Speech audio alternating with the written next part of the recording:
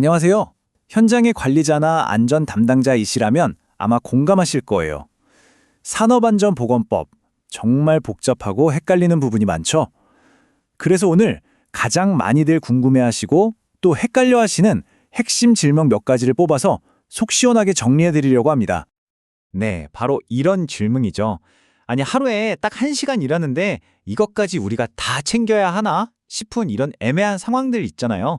오늘 바로 그 명확한 기준을 같이 한번 찾아보겠습니다. 자, 그래서 오늘 우리가 함께 파헤쳐볼 주제들은 바로 이겁니다.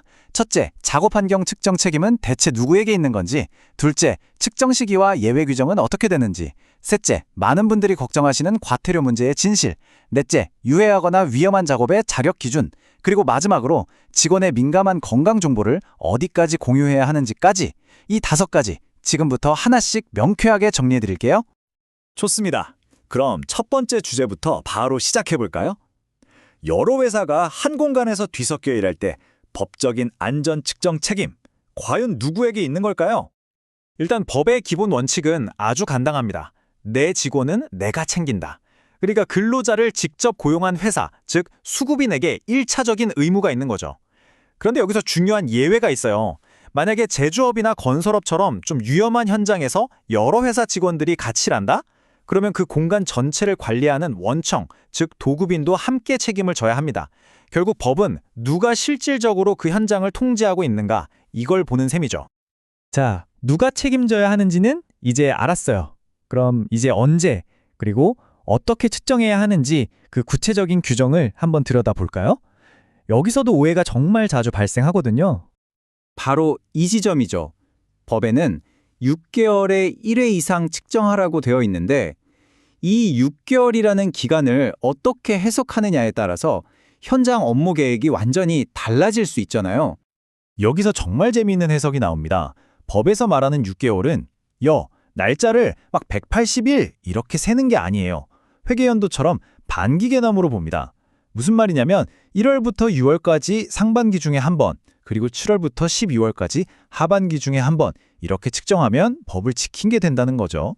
예를 들어 작년 12월에 하고 올해 1월에 해도 괜찮다는 거예요. 이러면 측정 계획을 훨씬 유연하게 짤 수 있겠죠? 자, 그럼 우리가 맨 처음에 던졌던 그 질문으로 다시 돌아가 보죠. 하루에 딱 1시간 하는 용접 작업, 이런 단기 작업은 과연 측정 대상일까요? 아닐까요? 바로 여기서 법의 핵심 철학이 딱 드러납니다. 중요한 건 얼마나 오래 일했냐가 아니라 얼마나 위험하냐는 거예요. 그래서 기본적으로 임시 작업이나 단시간 작업은 측정 대상에서 제외되는 게 맞아요. 하지만 단 10분을 일하더라도 고농도의 유해물질에 노출될 가능성이 있다? 그럼 이야기가 완전히 달라집니다. 측정을 해야 할 수도 있다는 거죠. 결국 최종 판단은 단순히 작업 시간이 적힌 서류가 아니라 전문가가 현장에서 직접 보고 내리는 위험성 평가에 달려있는 겁니다. 자, 이제 아마 많은 분들이 가장 궁금해하실 주제로 넘어가 보겠습니다. 만약 우리 회사 측정 결과가 법적 기준치를 넘어버렸다. 그럼 어떻게 될까요? 바로 과태료일까요? 이게 참 딜레마죠. 우리가 자체적으로 측정했는데 노출 기준을 초과한 걸 발견했어요. 이걸 솔직하게 보고하면 바로 과태료를 맞는 건 아닐까? 이런 걱정 다들 한 번쯤 해보셨을 겁니다. 과연 그럴까요? 정답부터 말씀드리면 아닙니다. 핵심은 누가 측정했느냐, 바로 이겁니다. 우리가 스스로 하는 자체 측정과 고용노동부 근로감독관이 나와서 하는 감독관 측정은 성격이 완전히 달라요. 법의 진짜 의도는요, 회사가 스스로 문제를 발견하고 개선하라고 격려하는 거지, 너네 문제 있네? 바로 벌금? 이게 아니거든요. 그래서 과태료는 오직 근로감독관이 공식적으로 나와서 측정한 결과 거기서 기준치가 넘었을 때만 부과되는 겁니다. 실제로 고용노동부의 공식 답변에도 이렇게 나와 있죠. 작업환경 측정은 행정관청의 감독 수단이 아니라 사업장 스스로의 작업환경 관리를 위한 수단이기 때문임. 그러니까 이건 처벌이 목적이 아니라 예방하고 스스로 관리하라는 뜻이라는 걸 꼭 기억해 두시면 좋겠습니다. 자, 이번에는 환경에서 사람으로 시선을 옮겨보겠습니다. 아무리 환경이 좋아도 위험한 기계나 작업은 자격을 갖춘 사람이 다뤄야겠죠. 현장에서 정말 많이 쓰는 두 장비, 지게차와 천장 크레인을 한번 볼게요. 먼저 지게차. 도로가 아닌 곳에서 쓰는 타이어가 통고무로 된 모델 있죠? 이건 앉아서 타는 좌식이든 서서 타는 입식이든 상관없이 무조건 자격증이나 교육 이수증이 있어야 합니다. 그리고 천장 크레인은 딱 하나만 기억하시면 돼요. 바로 조종석이 있느냐 없느냐. 기계에 운전석이 붙어 있던 아니면 별도의 조종실이 있던 어쨌든 고정된 조종석에서 운전하는 거라면 자격이 필수고요. 반면에 리모컨으로 조작하는 방식은 자격이 없어도 괜찮습니다. 이 차이가 아주 중요해요. 만약에 이걸 어기면 어떻게 될까요? 책임이 정말 무겁습니다. 무자격자에게 지게차 운전을 시키다가 적발되면 최대 벌금이 3천만 원입니다. 상황에 따라서는 3년 이하의 징역까지 갈 수도 있어요. 그러니까 자격 확인, 이건 정말 아무리 강조해도 지나치지 않습니다. 자, 드디어 마지막 주제입니다. 이건 굉장히 민감하면서도 또 아주 중요한 문제인데요. 바로 우리 직원들의 개인 건강 정보를 어떻게 다뤄야 하는지에 대한 이야기입니다. 관리자 입장에서 이런 경우 정말 난감하죠. 건강검진 결과 의사가 어떤 직원에 대해 작업을 바꿔주는 게 좋겠다는 소견을 줬어요.